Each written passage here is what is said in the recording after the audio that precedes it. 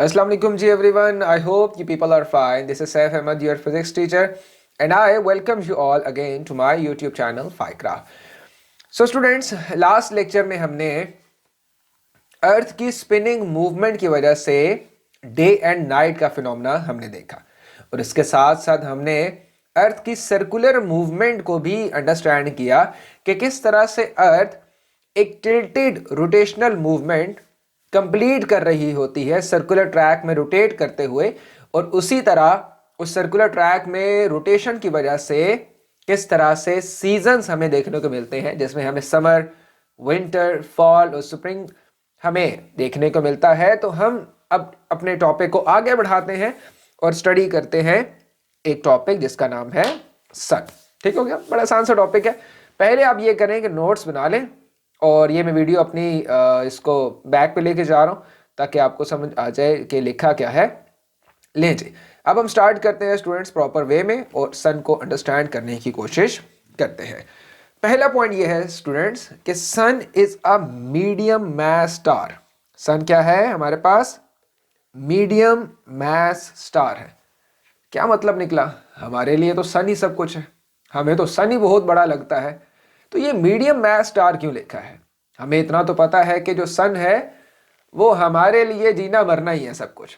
अगर सन नहीं होगा तो हमारी लाइफ यहाँ पे एग्जिस्ट नहीं होगी, हम यहाँ रह नहीं सकते। हमें जो थर्मल एनर्जी और जो वाइटामिन्स चाहिए सनलाइट से वो हमें नहीं मिलेंगी तो हम सर्वाइव नहीं कर सकते। और सिर्फ हमें नहीं, इस अर्थ के सर्वाइवल, इस अर्थ में मौजूद हर एक क्रिएचर्स को सर्वाइवल के लिए सनलाइट जरूर चाहिए। ठीक है, तो इसके बावजूद भी यहाँ पे एक वर्ड लिखा है sun is a medium mass star. तो क्या सन से कोई बड़े भी स्टार्स होंगे या सन से कोई छोटे भी स्टार्स होंगे? और अगर सन से बड़े स्टार हुए तो वो कहाँ पे एग्जिस्ट करते हैं और जो छोटे हैं वो कहाँ एग्जिस्ट करते हैं, इन सब चीज़ों के बारे में हम पढ़ेंगे। और सन किस तरह से बनता है, इसको हम स्टार क्यों कह रहे हैं, क्या सन अपनी जो एज है वो गुजार चुका है, क्या सन अपनी कितने साल इसने मजीद जिंदा रहना है इस सन ने, और जब ये सन अपना लाइफ टाइम कंप्लीट कर लेगा तो फिर किस तरह के स्टार में ये कन्वर्ट होगा, इस सारी चीज़ों के बारे में हम इंशाल्लाह ज़रूर पढ़ेंगे। तो बस आपने हौसला रख के सुनते जाना है। Clear students? अब आपको याद है कि हमने आपने बेसिकली हम न्यूक्लियर फिजिक्स हमने स्टार्ट तो नहीं किया। इंशाल्लाह जब न्यूक्लियर फिजिक्स स्टार्ट करेंगे तो हम उसमें एक रिएक्शन पढ़ेंगे स्टूडेंट्स जिसका नाम होता है फ्यूजन रिएक्शन नाम होता है। ऑलराइट, जो फ्यूजन रिएक्शन है ये बेसिकली क्या है? Combination of smaller molecules into the bigger one. आसान लफ्जों में समझा रहा हूं, ऐसा ही है। फिजन क्या है? Breaking down of large molecule into the smaller ones. और फिजन क्या है? फ्यूजन क्या है कि हम छोटे मॉलिक्यूल्स को पकड़ के क्या बना लेते हैं? एक बड़ा मॉलिक्यूल बना लेते हैं। ऑलराइट, इसका मतलब है कि फ्यूजन जो है ये बेसिकली सन के अंदर हो रही है और इसमें हाइड्रोजन और हीलियम गैसेस का भरमार प्रेजेंट है और लगातार फ्यूजन प्रोसेस हो रहा है, लगातार फ्यूजन रिएक्शन हो रहा है, एनर्जी बाहर निकल रही है, वो एनर्जी हम तक पहुंच रही है और एक बड़े खूबसूरत वे में, एक बड़े मैकेनिज्म के थ्रू हम तक इतनी हीट आ रही है जितनी हमें चाहिए। तो क्या ये कुदरत का करिश्मा नहीं है स्टूडेंट्स? तो जब भी हम स्पेस फिजिक्स पढ़ते हैं तो हमें कहीं ना कहीं एक फील आती है कि इतनी बड़ी कायनात को, हर एक चीज़ को परफेक्शन से चलाने वाली कोई एक हस्ती मौजूद है। वो हस्ती कहाँ है? कहने को तो वो सातों आसमानों के ऊपर होगी, मगर अगर उसको ढूंढा जाए तो वो आपके दिल के बहुत करीब भी होता है, तो उनको जरूर ढूंढिएगा। It is made up of 75% of hydrogen. कितने परसेंट हाइड्रोजन है? 75% हाइड्रोजन है। और कितने परसेंट हीलियम है? 24% हीलियम है।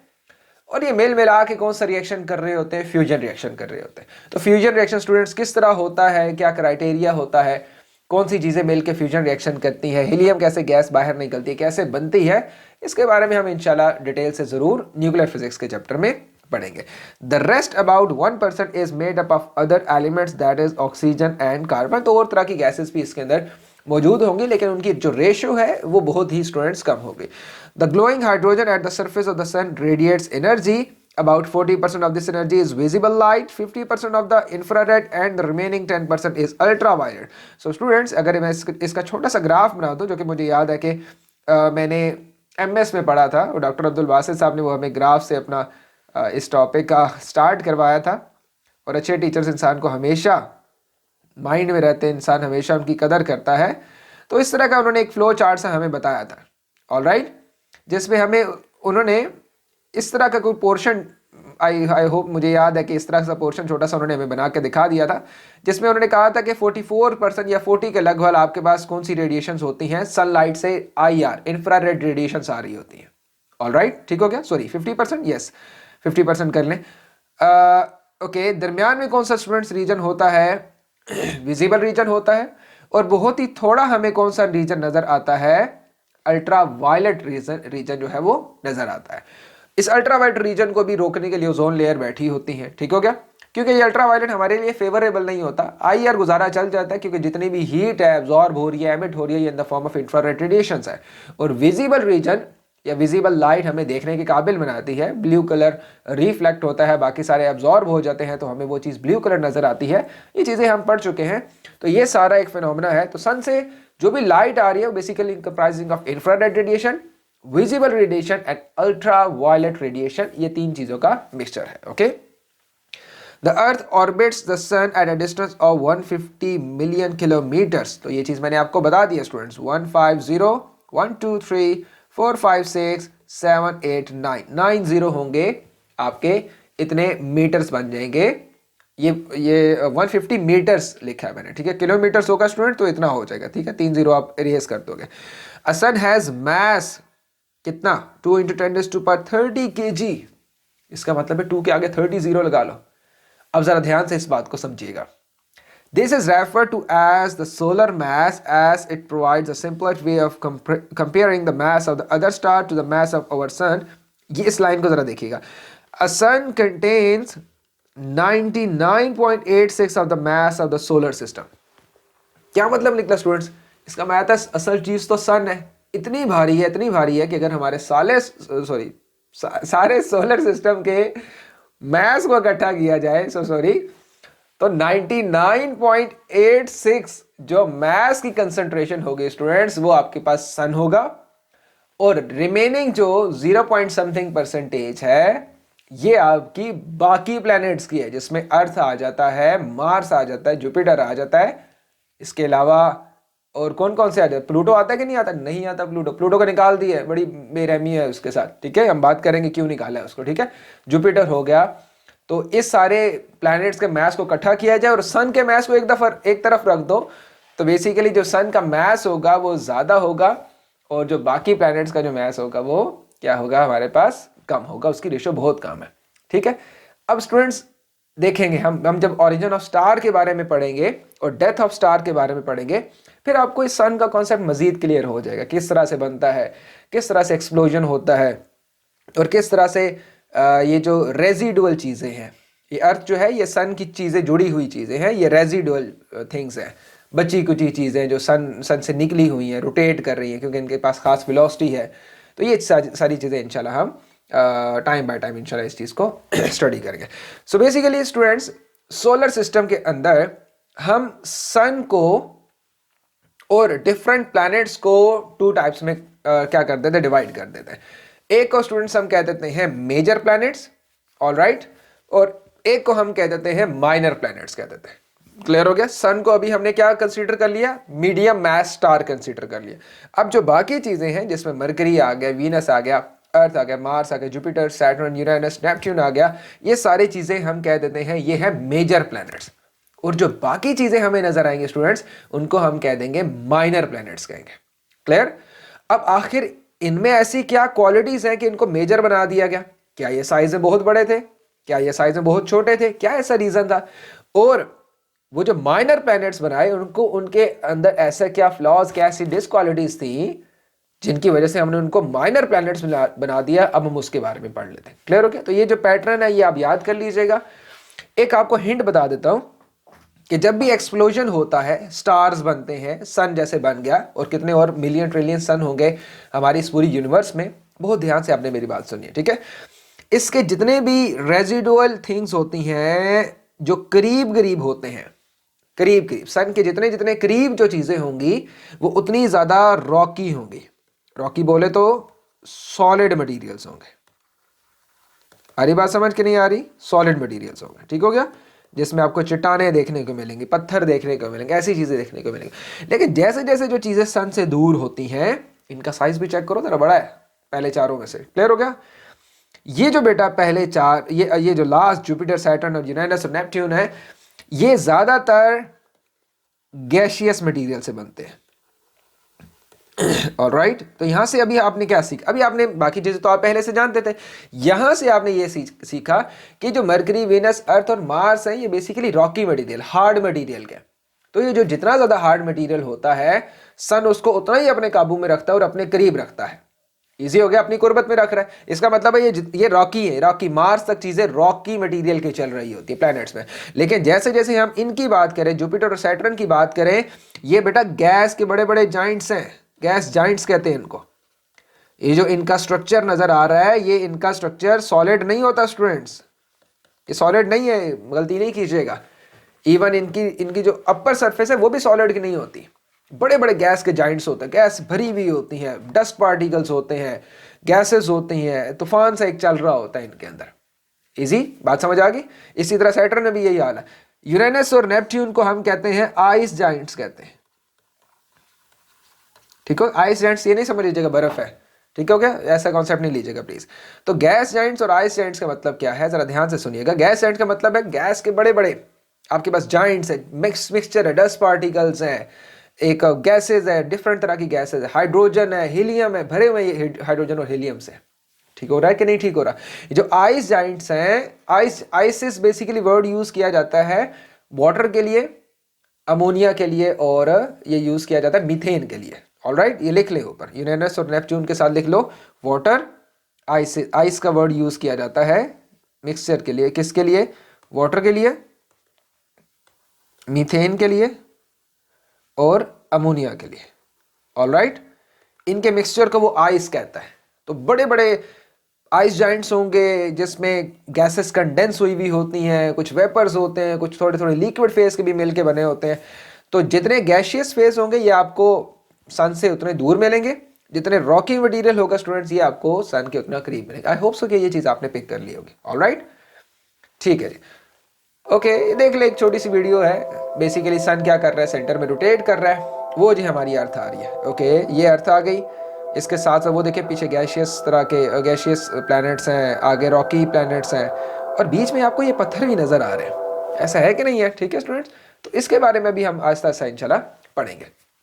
ओके स्टूडेंट्स, अब याद रखिएगा, ये मैं आपको एक इससे कोई ताल्लुक तो नहीं है स्लाइड का, मैं सिर्फ एक छोटा सा कॉन्सेप्ट आपको यहाँ पे डिलीवर करना चाह रहा हूँ कि जब भी एक्सप्लोजन होती है, स्टार्स बनते हैं, बिग बैंग थियरी हुई, बिग बैंग कॉन्सेप्ट हुआ, एक्सप्लोजन हुई बड़ी सी, क्या हुआ कि जब भी चीजें एक्सप्लोड होती हैं, गैसेस का मिक्सचर है, तूफान मचा हुआ है, ब्लास्टिंग हो रही है, फ्यूजन रिएक्शन हो रहा है, एनर्जी भर भर के बाहर निकल रही है। जरा ध्यान से मेरी बात सुनिएगा, ठीक है? अब जब ये एक्सप्लोजन होती है तो होता क्या है कि इसमें आपको बहुत सी डिफरेंट चीजें नजर आती हैं। इसमें आपको रॉक्स नजर आएंगी, बड़ी बड़ी स्टोन्स नजर आएंगे, ठीक हो गया? इसमें आपको गैसेस नजर आएंगी। ऑलराइट, इसमें आपको पार्टिकल्स नजर आएंगे, गैस पार्टिकल्स नजर आएंगे, डस्ट पार्टिकल्स नजर आएंगे। इस तरह ये बहुत सी चीजों का मिक्सचर होता है। गैसेस भी ढेर सारी होती है। आ रही बात समझ के नहीं आ रही?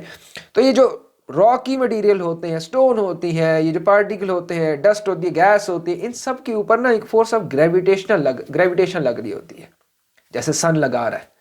तो सन के इर्द गिर्द आपको क्या क्या चीजें नजर आती हैं? मैंने अभी आपको बताया कि हार्ड मटेरियल भी नजर आएंगे रोटेट करते हुए, सॉफ्ट मटेरियल भी नजर आएंगे, गैसेस भी नजर आएंगे। बात समझ आ रही कि नहीं आ रही? तो सिंपल सी एग्जांपल है, ये देखो वाटरमेलन यहाँ पे ब्लास्ट किया जा रहा है पता नहीं अंदर क्या रखा है जो ब्लास्ट हो रहा है, या बुलेट, इसमें बुलेट मार के इसको ब्लास्ट किया जा रहा है। ध्यान से देखिएगा, आपको क्या क्या नजर आ रहा है? आपको देखो बेटा, ये देखो सॉलिड पार्टिकल्स नजर आ रहे हैं ना? ये देखो, इसके साथ आपको ये लिक्विड भी नजर आ रहा है जो जूस की फॉर्म में बाहर निकल रहा है। ठीक हो गया? इसका मतलब है कि जब हमारा सोलर सिस्टम बना होगा, जब एक्सप्लोजन हुआ होगा और एक न्यू बॉर्न स्टार बना होगा जिसको आज हम सन कहते हैं, तो इसके आसपास प्लैनेट्स तो है ही हैं, लेकिन इसके अलावा और बहुत सी छोटी छोटी चीजें हैं जिनको हम आज से नाम देंगे। क्या नाम देंगे स्टूडेंट्स? हम इनको नाम देंगे माइनर प्लैनेट्स का नाम देंगे। क्या नाम देंगे? माइनर प्लैनेट्स का। ओके, एक को हम क्या कहते हैं? मेजर प्लैनेट्स कहते हैं। दूसरे को हम क्या कहते हैं? माइनर प्लैनेट्स कहते हैं। ये पढ़ते हैं, इसके बाद फिर हम प्रीवियस 2 स्लाइड्स पे जाते हैं कुछ जनरल इंफॉर्मेशन के लिए, ठीक है। तो माइनर प्लैनेट स्टूडेंट्स कौन से होते हैं? जो कि includes a wide range of smaller celestial object within the solar system. These objects are much smaller than the major planets and are often composed of the rock or metal. अब किस basis पे हम इनको minor planets बनाते हैं ये मैं आपको बताने लगा। हालांकि वो कोर्स में आपके शामिल नहीं है, लेकिन आपको जनरल इंफॉर्मेशन जरूर होनी चाहिए। ऑलराइट, अब इनको नाम दिया जाता है माइनर प्लैनेट भी कहते हैं, और इनको एक और नाम दिया जाता है ड्वार्फ प्लैनेट भी कहा जाता है। ड्वार्फ मतलब बोने, छोटे छोटे प्लैनेट्स। तो छोटे छोटे प्लैनेट्स को हम इनको सेपरेट कर देते हैं, इनको मेजर प्लैनेट नहीं मानते। ऑलराइट, जिसमें आ जाता है प्लूटो, इरिस, होमियो, ये चीजें आ जाती हैं, और इसके साथ साथ और बहुत सी चीजें, छोटी छोटी पार्टिकल, छोटे छोटे डस्ट पार्टिकल एक सीरीज में लगे होते हैं। ऑलराइट, बात समझ आ रही कि नहीं आ रही? तो मैंने अभी आपको क्या समझाया? मैंने स्टूडेंट्स आपको ये समझाया कि जब भी एक्सप्लोजन होती है तो बहुत सी चीजों का मिक्सचर होता है। कहीं पे आपको बड़े बड़े प्लैनेट्स नजर आते हैं, गैशियस प्लैनेट नजर आते हैं, कहीं पे आपको रॉकी मटेरियल नजर आता है, कहीं पे आपको बड़े बड़े पत्थर उड़ते उड़ते नजर आ रहे होते हैं। एस्टेरॉइड कहते हैं इनको, कॉमेट्स कहते हैं। आ रही बात समझ? अब जरा समझते हैं कि किन प्रिंसिपल के ऊपर हम चीजों को प्लैनेट मानते हैं, दैट्स मीन मेजर प्लैनेट मानते हैं, और किस प्रिंसिपल को फॉलो ना किया जाए तो उसको हम निकाल के क्या कर देते हैं, माइनर प्लैनेट कर देते हैं। ये जो हाल हमने प्लूटो के साथ किया है, तो 2000 आई थिंक सो 10 तक या 6 तक, शायद मैं रॉन्ग हूँगा, वहां तक हम प्लूटो को पहले प्लैनेट्स में शामिल करते थे, अब शामिल नहीं करते। इसकी रीजन क्या है? इसकी रीजन स्टूडेंट्स ये है कि हम प्लैनेट उसको मानेंगे, कौन सा प्लैनेट? मेजर प्लैनेट उसको कहेंगे जो इन 3 चीजों को फुलफिल करेगा। पहली चीज, ऑर्बिट द सन, सन के इर्द गिर्द घूमता हो। तो अर्थ सन के इर्द गिर्द घूमती है, बिल्कुल घूमती है। मून क्या घूमता है? नहीं घूमता, मून तो अर्थ के घूमता है। तो इसलिए मून को कंसीडर नहीं किया जाता मेजर प्लैनेट में। आगे बात समझ? प्लूटो रिवॉल्व करता है, बिल्कुल प्लूटो जो है ये रिवॉल्व करता है, सन के अराउंड रोटेट करता है। दैट्स मीन इसको तो मानना चाहिए, तो इसने पहली कंडीशन फुलफिल कर ली।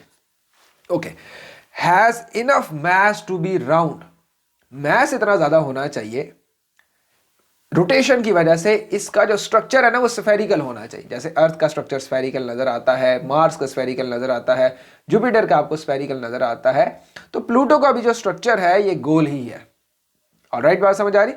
कुछ रीजन इसका वाइट है, कुछ रीजन इसका डार्क है, ये चीजें आपको यहाँ पे इसके नजर आ जाती है। Last point, has clear its orbit of debris. क्या मतलब निकला? मतलब ये निकला स्टूडेंट्स कि जब भी आपके पास एक न्यू स्टार बॉर्न होता है और जब चीजें आप सर्कुलर फॉर्म में रोटेट करती हैं, क्यों सर्कुलर फॉर्म में रोटेट करती हैं पढ़ेंगे। फिलहाल इमेजिन कर लो, सन एक्सप्लोड हुआ, सन बना, न्यू स्टार बना, उसके इर्द चीजें क्या कर रही है? रोटेट कर रही है अपने अपने ऑर्बिट्स में। तो याद रखिएगा, हम उस चीज को मेजर प्लैनेट मानेंगे कि जिसके अंदर इतनी एबिलिटी हो, इतनी ताकत हो, ध्यान से सुनिएगा, इतनी ताकत हो कि वो ऑर्बिट में आने वाले डेब्रिस कहते हैं छोटे छोटे पार्टिकल, छोटे छोटे टुकड़ों को, पत्थर के टुकड़े हो गए, छोटे छोटे हो गए, ठीक हो गया, ये रॉकी मटेरियल हो गए, बड़े बड़े स्टोन हो गए, इनको या तो अपने साथ मिला ले या इनको अपने ऑर्बिट से बाहर निकाल दे। एक प्लैनेट के अंदर इतनी स्ट्रांग उसका इफेक्ट होना चाहिए। आ रही बात समझ? प्रॉपर एक जेंटलमैन का रूप दिया गया है कि उसके पास एक रोब है, वो अपने रास्ते में आने वाले रॉकी मटेरियल्स को, डेब्रिस को क्या करेगा? या आग लगा के साइड पे कर देगा, जैसे हमारी अर्थ करती है। ये जो प्लैनेट आते हैं, स्टार्स के छोटे छोटे टुकड़े आते हैं हमारी अर्थ सरफेस के अंदर आते हैं, तो उनको जला के राख कर देती है। या उसके अंदर इतनी ज्यादा रिपल्जन होनी चाहिए कि वो अपने रास्ते में आने वाले जो डेब्रिस हैं या एस्टेरॉइड्स हैं, इनको उठा के बाहर फेंक दे, अपने प्लैनेट में नहीं, अपने ऑर्बिट में ना आने दे। यहां पे जी मेरा राज चलता है। इजी हो गया? तो जो प्लूटो का जो एक सर्कुलर ट्रैक है, वहां पे हमें बहुत से डेब्रिस नजर आते हैं कि प्लूटो के पास इतनी ताकत नहीं है कि वो अपने ऑर्बिट में आने वाले डिफरेंट पार्टिकल्स को क्या कर सके? बाहर किक आउट कर सके या अपने साथ मिला ले। अब इतनी स्ट्रॉन्ग अट्रैक्शन हो कि अपने साथ कम स्टिक कर ले। इजी हो गया? सो ये एक छोटा सा एक स्लाइड से मैंने आपके लिए डाल ली, इंफॉर्मेशन के लिए डाली है, इसको पढ़ लीजिएगा। पेपर में आ गए तो वेल एंड गुड, नहीं आई तो अल्लाह खैर सला।